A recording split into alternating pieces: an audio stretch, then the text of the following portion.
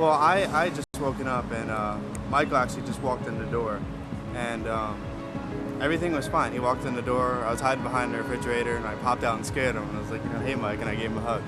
And just how we always do, we joke around. And everything seemed fine. Everything was going, just as our daily lives go. And I sat down, and me and my roommate were on the computer, and Michael got a phone call, and he left the living room, and then that was about 9:15, 9:20, and then he left, and then about 5 10 minutes later, Ruthann came in, and she asked, "Where's Michael?"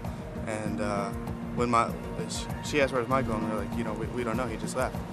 He always leaves when he talks on the phone, and when she came in, she ran into his room, and that's where she found the note on the bed.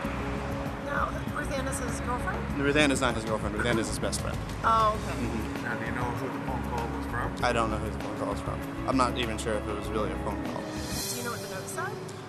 The note describes basically about how he was doing, his very last, his last shower, his last cigarette, and everything, and then he talked. The other half was towards Ruthann, about how he's the closest one with her here, and how he's the one he can really tell this to and everything.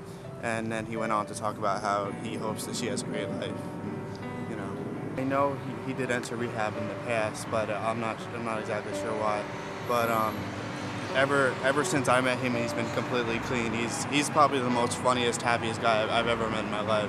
It's something I would never expect from somebody like this. As soon as Ruthann ran in, where's Michael? She was very alarmed, and I just kind of asked, as soon as she ran in and where's Michael? I was kind of what's going on. So then she grabbed the note and she brought it out into the living room. And as soon as she started reading, she started hysterically crying. And then so she left to go try to fix herself from crying. She didn't know what was going on exactly. And that's when I read the first few sentences of the note, and then I realized exactly what was going on. And when I was reading, she went to the balcony because she heard the sirens, and she looked down, and that's when she saw it all. It wasn't a normal kind of note where they described how bad they had it or anything. It was different. It was talking about how he was doing his last things, but it was mainly about how close a relationship he had with Ruthann and how much he appreciated her, and that he really appreciated that he had her to talk to. The media, for some reason, they have parts of the note, but in one part of the note, the media suggests that it says that he had no friends and that he was alone or something.